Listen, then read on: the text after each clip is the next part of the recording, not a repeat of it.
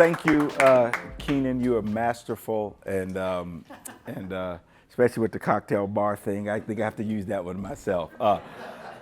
Good afternoon, evening, whichever one you are. My neighbors, it's good to be home. Home. I live here. And so please pardon me acting like I'm at home. I'm at home. I live right around the corner. It took me 2 minutes to get here, okay? So this is home for me. I've been a resident of Verrado for several years now. This is my second stint, if you will, in Verrado. Moved down the hill a little bit to Palm Valley, close to Millennium High School. But, you know, when you live in Verrado, you know, you live in the stuff. I think this is the crown jewel of the West Side, and I think as things continue to grow and bloom out in this area, I know for certain Verrado is the place to be. And not only because of the beautiful homes that they're building and the community vibe and the neighborhood and Lord knows these picturesque views and stuff at night, but I think it's a great place to be because of folks just like you. And so thank you for allowing me to be your neighbor. And thank you for allowing me to be the name of the individual that's on the ballot to represent you in the United States Congress next year. Thank you for your support. Thank you. When we were on our way down to the Capitol to turn in the petitions and the signatures and whatnot, Isaac and I were in the car driving, and you know he's doing his thing, and I'm driving to the Capitol. It's raining, pouring rain outside, and Kathleen, the campaign manager, who was absolutely wonderful. She had done such hard work, and her and the whole campaign team. And we're literally going down to this office, to the Secretary of State's office, and I passed by the convention center where I went in and took the bar exam, and I'm having this surreal moment. And my mind goes back to watching my mom put food stamps on the counter at the Albertsons grocery store. Watching her get that little pink check in the mail. Back then they called it Aid for Families with Dependent Children. Back on the block we called it welfare. That's what it was called. She'd get that pink check and take it down there, and that's all we had. I remember the days of her sending me out to the commodity stand. They used to eat commodities. I don't know if many of you remember that, where they would give you that white box with blue letters on it that said milk. And I think you would agree with me that milk doesn't go in a box. It probably goes in it, but this was powdered milk and powdered eggs, and that can that said pork on the front. The box of cereal, it just said flakes. We didn't know whether they were corn flakes, wheat flakes. We didn't know. We just knew that they were flakes. And I would watch Mom take this stuff home and make the best of it, and made us feel like we could accomplish anything. And as I was driving down to the Capitol with thousands of signatures of people, some of whom I've never met before, that just heard the voice. They hear a cry deep from within the groins of this nation saying that it's time for a change. We have to have people in place that can righten this ship and turn it the right way.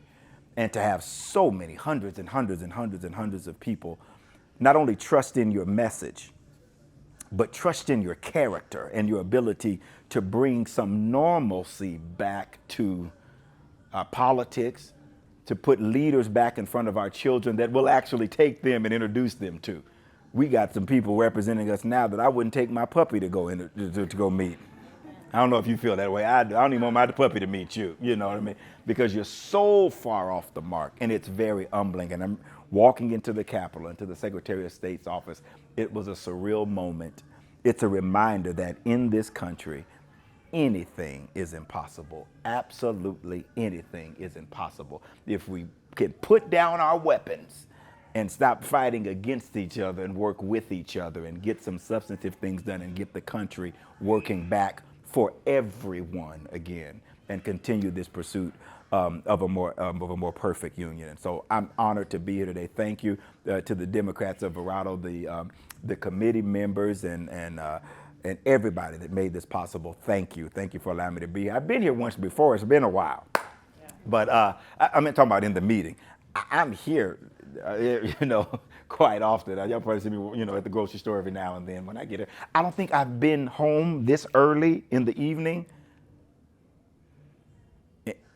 in a long time. I actually get to be up here in Verado and see the sunset today.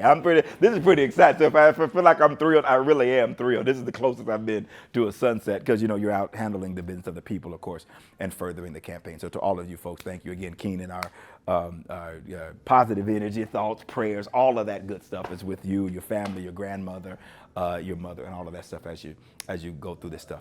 Let me say this. And I'll leave some time open at the end for some questions if you guys have some. As long as y'all promise don't beat me up. I want to treat today like a day off. I should have home field advantage. Or don't be the fans in the stand booing me with the same jersey on, all right? Let me say this. There's the challenge that we face. The challenge that we face. The challenge that we face in this coming election. The challenge that we face isn't a challenge about a person. We have to resist the temptation to let Donald Trump and his buddies hijack the real problem. The real problem is the idea of democracy, of a progressive pursuit of a more perfect union is fading away. The challenge that we face is there are batches and groups of people that think, Miss Tracy, that thinks that a law from 1864 written by a fella that had 4 wives, 3 of which were children, 1 of which wasn't a teenager. This is the challenge that we face. Should govern the way women can or cannot make decisions about their own bodies. That they'll snatch that away and say, this is what's right. If we lose that, we've lost the pursuit. I had somebody send me something about Paul Gosar. It said he's always saying something silly. Bless his heart.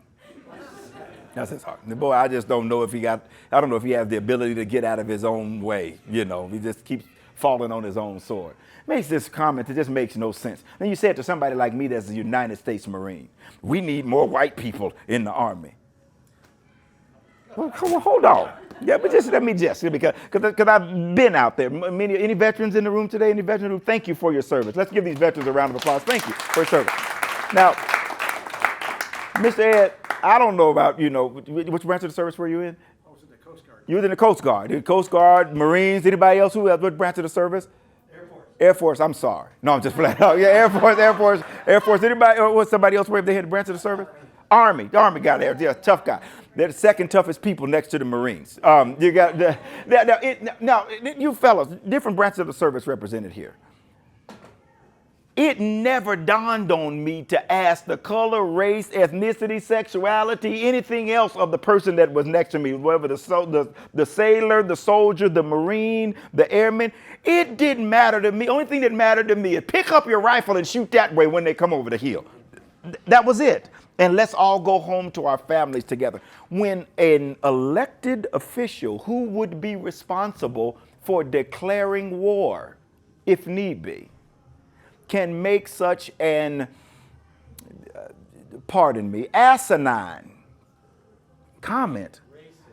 Yeah, I was trying to be nice. Racist comment about something that's just pitiful. I've buried people, friends, and family members who have lost soldiers. They didn't care about what color the fellow Marines and soldiers and sailors and Coast Guardsmen and airmen were. They didn't care about any of that stuff. The challenge that we face is a lot. Oh, you got the nosebleed seats up here in the front. The challenge that we face is a lot deeper than Donald John Trump. And I'm going to talk about him in just a minute. and I'm going to talk about it. But it's deeper than that. I think we're losing the core, the fabric of what has gotten us to where we are now as a nation. And that is our ability to come to the table and talk to one another, to find out the things that we can agree on and move forward, to stop being so partisan and political that we don't understand that there are principles that we all should abide by, like respect for one another, respect for folks' autonomy, stay out of folks' business. You got, and let's let our children see a nation that they can live in and raise their children in, and to where little kids like me, that according to statistics should have been either dead or in prison. I graduated with a 1.9 grade point average from high school. Go believe that. 1.9. You with me? Yeah, I feel you. Smartest people in the room. I'm telling you right now. I almost brought my transcript. It's at the house. My high school transcript. So, you know, because some people they got all these little fancy commercials and they got to make up stuff to prop up their candidacy. Come on, let's get in the car. I could take you right out to Blythe, California and show you where the is. Pull a high school transcript out and show it to you. Here are the grades. I don't know how I managed to fail algebra 3 times. I did. Because, I figured I wasn't going to be adding no numbers together anyway. Who would tangent and cotangent and sine and cosine, and the only thing I needed was a cosine when I had bad credit. That's the only cosine or tangent I ever needed, But when you're distracted because of things that are going at home and father died when I was, you end up in this world, many of us do, and you're just trying to put your life back together. Thank God for the United States Marine Corps. It gave me discipline that I needed. Graduating high school with a 1.9 grade point average, the first school that I stepped foot on after graduating high school with a 1.9 grade point average was San Diego State University, because of the principles of our democracy that says everyone should have a chance or even a second chance when it's necessary. A kid like me was never supposed to go to a San Diego State University, according to statistics. Supposed to be in jail or dead. I've never been arrested a day in my life. I didn't say I never should have been arrested, but I've never been arrested a day in my life. Never been. Believe it or not, and this is no Bill Clinton joke. I've never smoked a joint in my life. I've had a couple drinks in my day, you know what I mean? But because when life gives you a second chance, you take it. You run with it. You go do something. And I think what we're losing as a country is the idea that we are better together, that we can reestablish the foundation of democratic principles that have moved this country forward, that is inclusive of all of us and not being restricted to the few of us. Our motto is true. It's what we should live by every day. E pluribus unum. Out of many, one. Not out of many, some. Out of many, one. There's the many, and we become one with all of our differences, with all of our variables. Doesn't matter your skin color, doesn't matter which side of the tracks you grew up on, doesn't matter whether you immigrated into the country or whether you were born here. Everybody should have a fair shot at success. Everybody should have a fair chance and the help and the support they need. I get sickened sometimes when I hear folks from the other side of the aisle saying, well, we need to take away food stamps and public resources. I get sickened because I am proof that some people need food stamps. Some people needed those. So I was one of them. And now the kid that used to need food stamps and ate off of them has employees, a lot of them, that I pay. And I pay their health insurance. And I give them maternity leave. And I let them, when they have daycare issues, don't worry about it. We're going to get an office for you, bring your kid to work with you, whatever. And because I understand basic human decency and the way people need to be treated. And these ideals are not so far off to where we can't attain them if we put the right people in place. And the bottom line is, when it comes down to this election, folks, there are just some folks that we need to send home. Paul Gosar is one of them. It's time for you to go home. Time to go home. Thank you for whatever it is that I think you built a post office or something in Salome. Thank you. We appreciate you.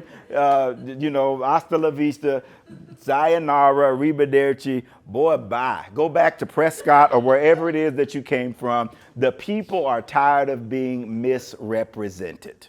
They want adequate representation, and we deserve it. I'm not the transplant candidate. I'm not the guy that, I'm living South Phoenix, but I'm coming out here just to throw my, no, I've never lived any further east than Avondale. I am a West Sider. I was raised right out there on that river, and I know what it feels like to run through alfalfa fields and swim in that Colorado River. I'm a country boy by heart. I just happen to live in the city now. Do you know that Buckeye's a city now? It's not even a town anymore. We're out here in high cotton now. We're doing good out here. I know, we're getting one. It's on the way. That hospital right there is going to have a few floors on it up the street here. But and the mall.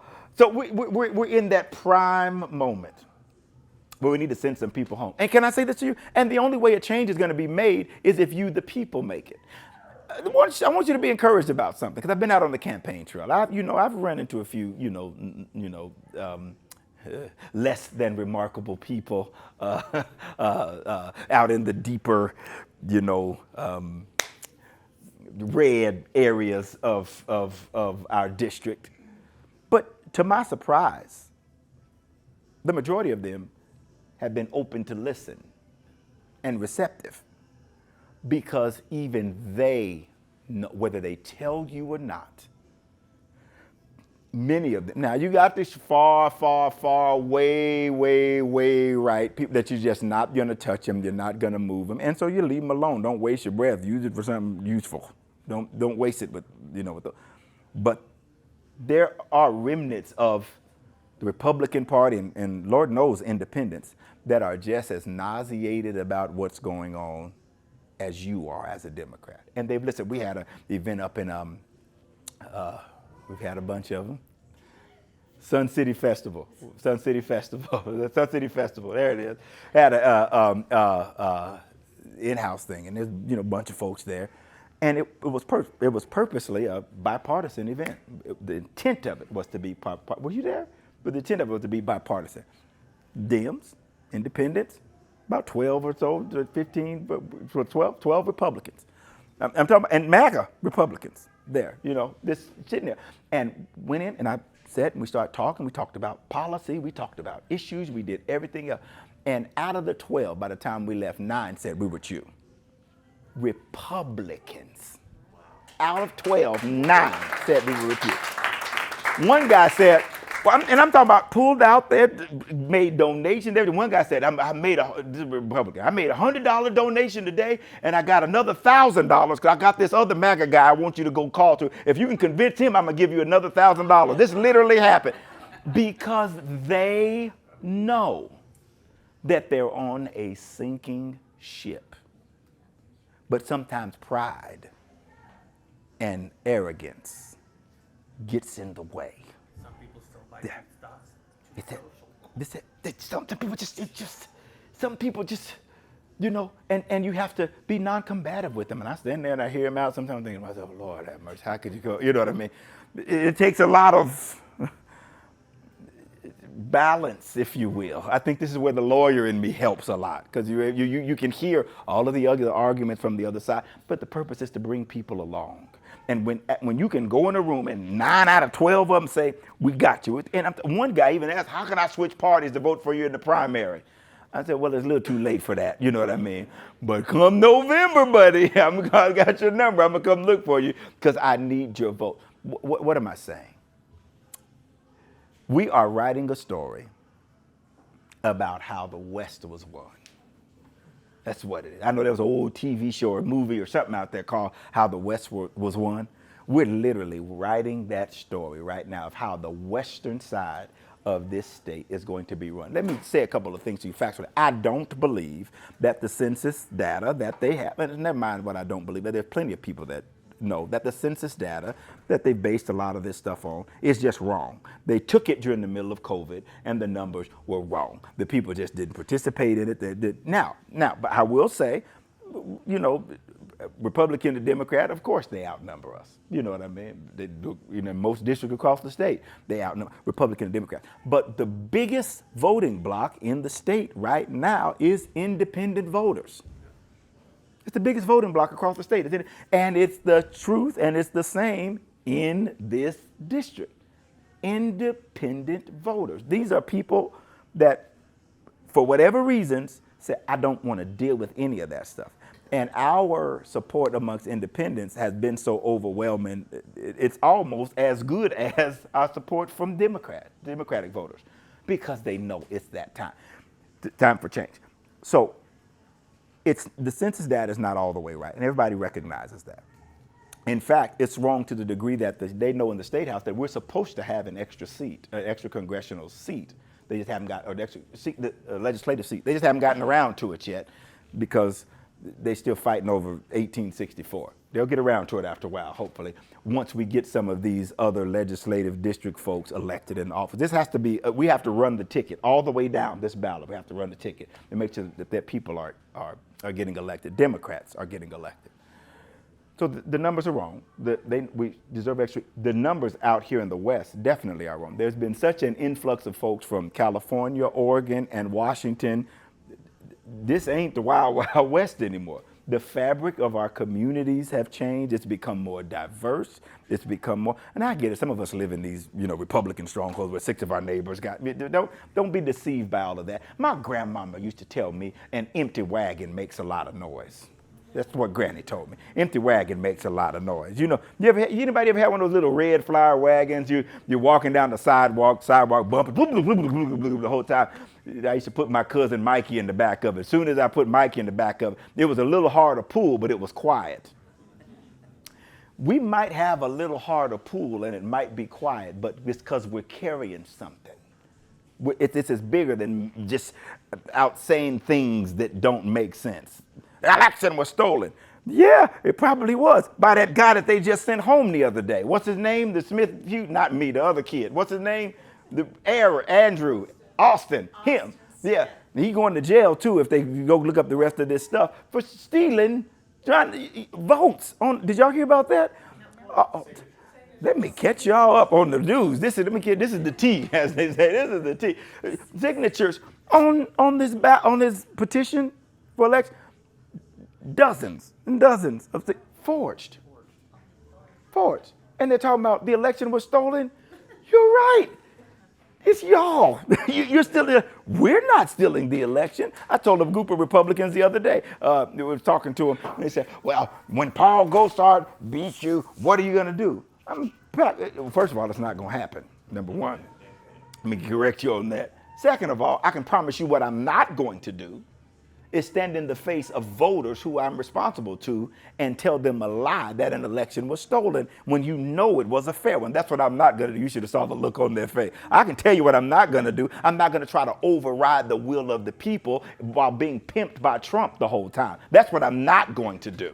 I'm not going to send fake electors somewhere to tell a lie, because here, sir, the people govern. And if you can't respect the people, you have no business anywhere near our politics. I think what we've seen has been a disrespect to the people and our right to declare who represents us and our right to send people home when they don't. And we must never sacrifice that as a people. And I'll tell you what, there's some people that we're outnumbered. We don't count numbers. We make numbers count.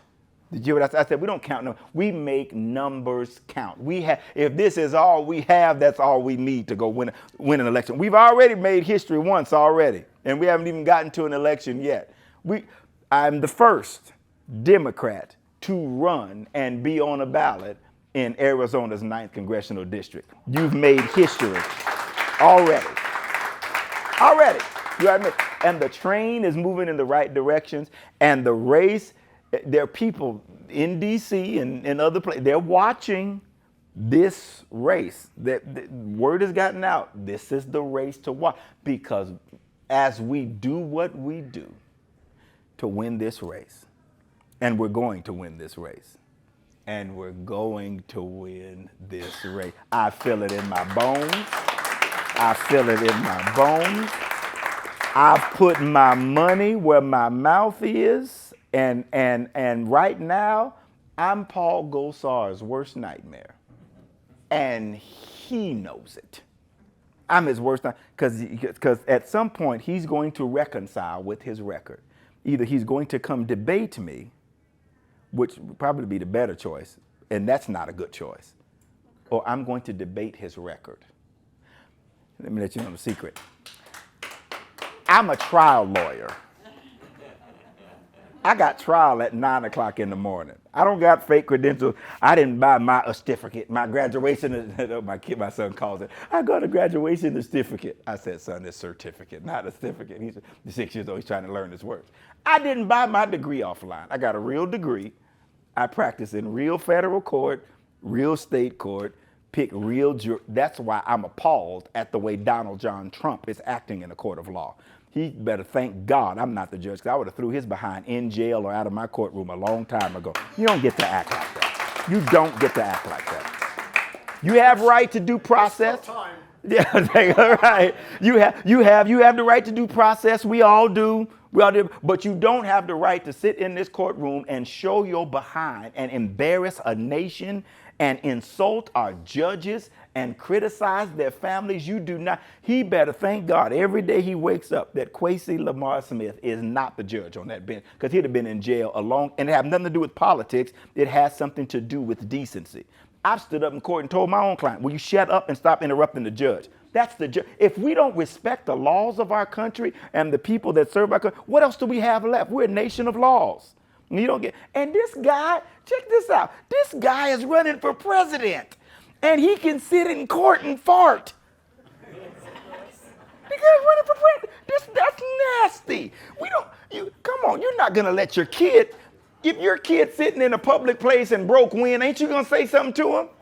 This is 6-year-old.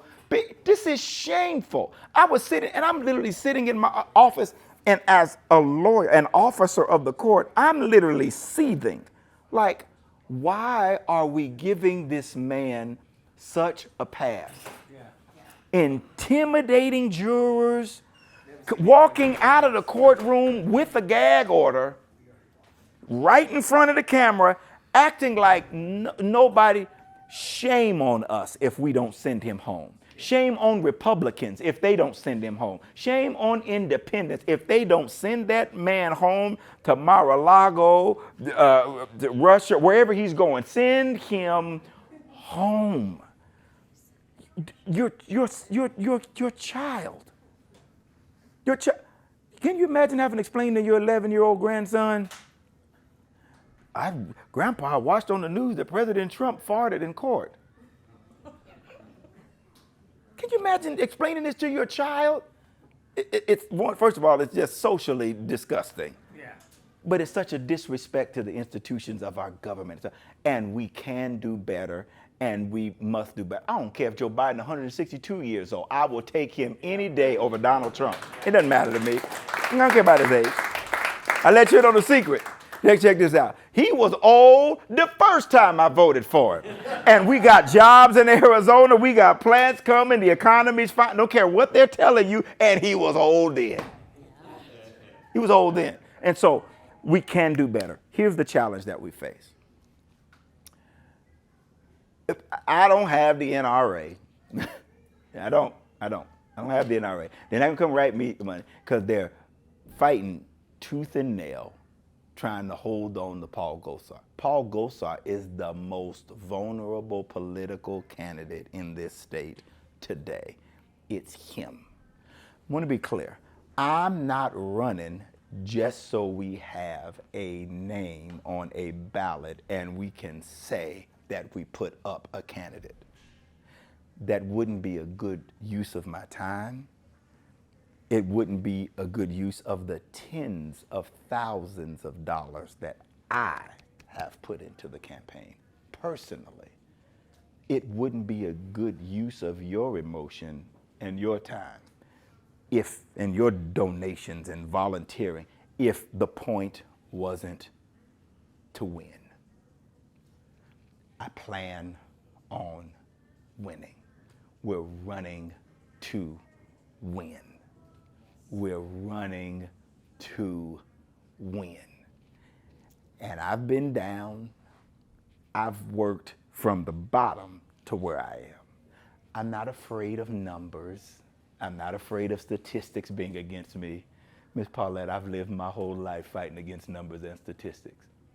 And I'm here. They told me when I graduated law school, right here, big law firm, had the qualifications, Marine, former police officer, 4 or 5 college degrees. I think I had 4 or 5 by that time, college degrees at the time. They told me they weren't going to hire me at the big firm. This is what they told me. This is about 12, 13 years ago. They said they weren't going to hire me because I had a funny name. I was told that. And because I was black. That's what they told me. I wish I could have. I would, yeah, because I still be suing them about that. No, but this is what they were told. They said it's not because you're not qualified, because you got a funny name and you're black. That's what they told me. After I was at work at 6 o'clock in the morning, out of work at 2, in my seat, the law school downtown in Phoenix at 2:30, stayed in school until 10 something at night. Every day for 3.5 years. And when you walk across the stage and they give you your Juris Doctorate, then they swear you in, they tell you, now you did all of that. And because your name is Quacy instead of Robert or Bill. We're not going to get you. And frankly, you're black. The guy went as far as they told me, and you have to work twice as hard as other people simply because of the color of your skin. They told me that. A partner in a major law firm down said, he said, this is what he said to me. You'd be better off trying to figure something else out. With tears running down my face, I walked out of there, got in my little car, and I'll never forget, I sat there in the parking garage for a minute and I kind of looked around. And I came up with a bright idea. I'm gonna start my own law firm. I didn't have no clients. I didn't have no business cards. I didn't have no connections. I didn't have no mentor. I didn't have anything but belief that Quacy Smith could do it. And years later, I own the fastest growing minority owned law firm in the state of Arizona. Has scored the largest settlement for civil rights violations in the history of the state. I settled last year. I've walked in court with people from the LGBTQ community that have been discriminated against and sued corporations like Walmart, like the city of Phoenix, single-handedly. Fought for people that were with disabilities I got a trial getting ready to start in federal court shortly. Young woman with the learning disability fired just because her boss thought she couldn't keep up during the busy season. She came and said, I don't have any money to give you. So I said, I got you. Come on, let's go. We're going to go file a lawsuit against these people, and they're going to take care of you and your family for a long time, because in these United States, you don't get to pick on people that need basic help and that should be treated equally. Not on my watch. You don't get to. And so I say that to say this has been my life. This is me serving the public in something since I've been running for office. When I worked for the United States EEOC, a part of the Lilly Ledbetter Act that made sure that women get paid as equal to, I was at the EEOC working on that act when it happened. The right for LGBTQ community. I was a part of the team of folks that got that to the commission and got it on the president's desk, so that Title VII sex or gender discrimination now covers gender discrimination and gender identification, all of that. I was a part. This is nothing new for me. Nothing new for me. The challenge that we face is this. I don't have the NRA writing me no check. They ain't gonna do it.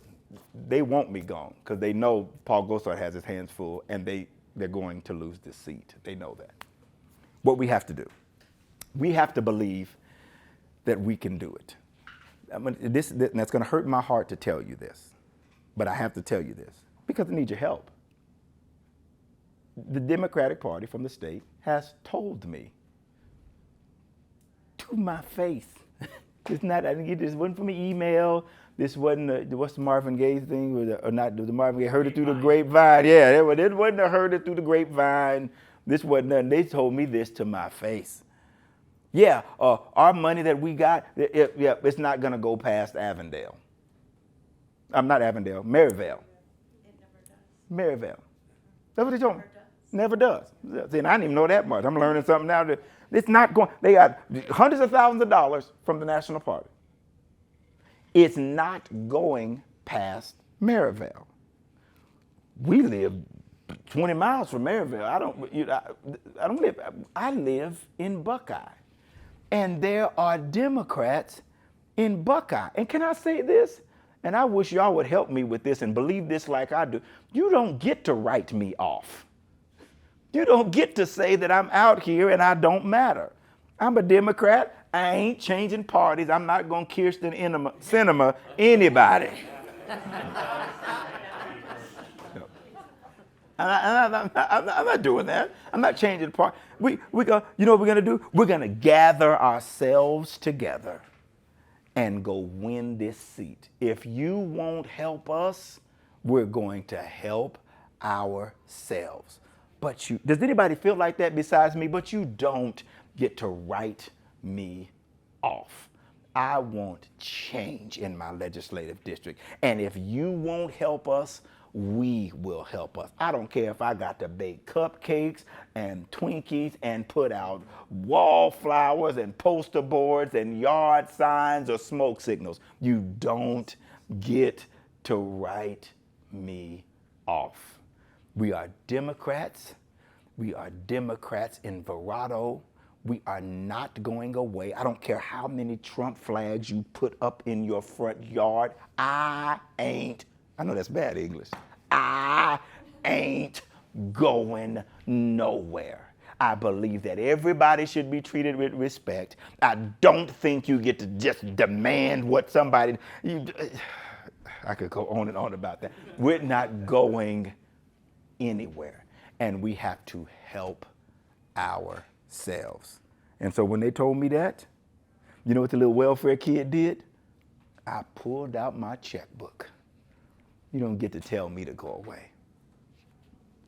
Start writing checks. Let's go. And today, because I believed and people like you believed, we have a candidate on the ballot and we haven't received a dollar or a dime from the county party, from the state party, from a legislative district, from the national party. In fact, to the contrary, we have donated thousands and hundreds of dollars to them because we are about to change the 9th Congressional District. And I believe it. I believe it. I believe it. I believe it. And so I need you. I want to take questions if you have any, if your time allows. We need your help. We need your help. I've done, and again, I'm not one to talk a good game and don't put up my, you know what I mean. I have 8 children, 3 in college and everything. You know what I mean. She said 8 kids. We got 8 of them and 2 grandkids. Go believe it or not. You know what I mean. I'm only 28. Can you believe that? Plus shipping and handling. Plus shipping and handling. 28 plus shipping and handling. I believe it's going to take your help to do it. Now, I'm at home up here. You know what I mean? They say, if you can't find no help at home, you can't find no help anywhere. It's going to take people that believe to the point to say, you know what, I can give $500. I can give $1,000. I can get, I don't even know what to think, you know, the max. I've maxed out. I don't think they put a max on me. And that's why they keep taking my money. You know what I mean? That's okay. And there's some more. I'm going to give some more. Because I don't want to see this man face representing Republicans or Democrats where I live. We deserve better. We deserve better. Paul Gosar is a national embarrassment, period. There's no 2 ways about it. He's a national embarrassment. If he was sitting right here, I'd tell him to his face. You're a national embarrassment. Sir, go home, please. Just quit while you're ahead. But we have to do it together. So it's going to take you to donate. It's going to take you to volunteer. It's going to take you to believe. Here's why we want to do it. There's an old story, and I'll end with this and take whatever questions is available. There's a story of a guy, a rich guy. This guy was loaded. I mean, he had real money, He didn't have the, kind of money that Miss Linda has, but he had some, real, some real money. And he wanted to build this big fancy house, And so he says, I'm going to call this great architect, this person that knew how to build it. And he says, listen, I want to build this house. And here's your budget for it. I'm going to give you $3 million. Writes him a check for $3 million. Says, I'm going away out of the country. I'll be back in 9 months, and I want you to build this house. Can you have it done by the time I get back? Fancy design architect. Yes, I could do it. I could build you a wonderful house for $3 million, cash. He says, great. Shakes his hand. He says, now listen, whatever, I just want to let you know. I want you to build this house and don't spare any expense on it. Do a fine job in it. And whatever of this $3 million that you don't spend, you can keep it for yourself. The rest of the $3 million you can keep for yourself. Guy jumps on this plane, flies off. He's off to a foreign country.